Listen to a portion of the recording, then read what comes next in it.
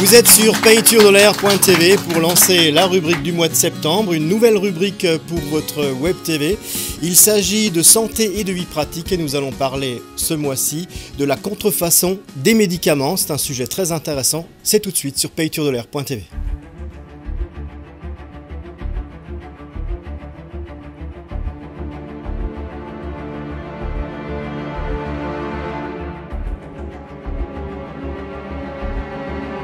Un médicament de marque comme un médicament générique sont de vrais médicaments. Le médicament contrefait est un médicament qui imite le conditionnement, la forme du médicament, sa couleur, sa présentation. Dans les médicaments contrefaits, on trouve des médicaments sans principe actif, on trouve des médicaments avec un principe actif diminué, et puis on voit des médicaments avec des substances toxiques.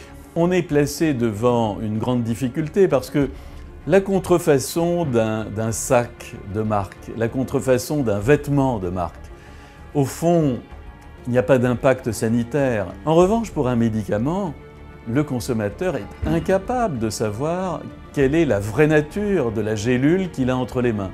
Et donc, il y a un vrai danger. 700 000 personnes pourraient mourir chaque année de la consommation de ces médicaments frauduleux.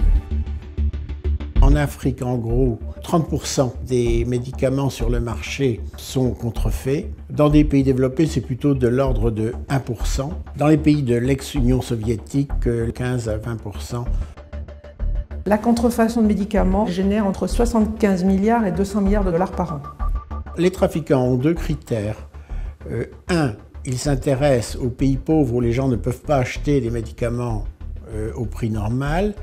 Et deux, ils s'intéressent aux pays où il est possible de se faire des clients à travers Internet. On ne sait jamais, quand on est sur Internet, si on est sur un vrai site pharmaceutique ou sur un site falsifiant les produits qu'ils commercialisent. Le rôle des pouvoirs publics, le rôle des professionnels de santé est d'informer le patient sur les dangers qu'il y a à aller chercher des médicaments sur la toile.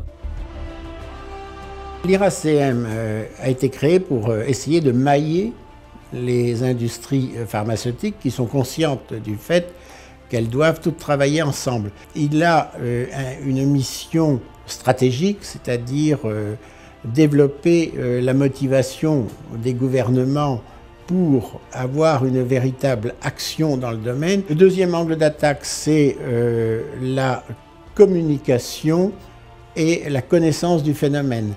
Troisième volet, nous essayons d'avoir une action directe. On soutient des opérations avec, par exemple, ce que font les douaniers. On a une action très importante en matière de formation dans le monde entier.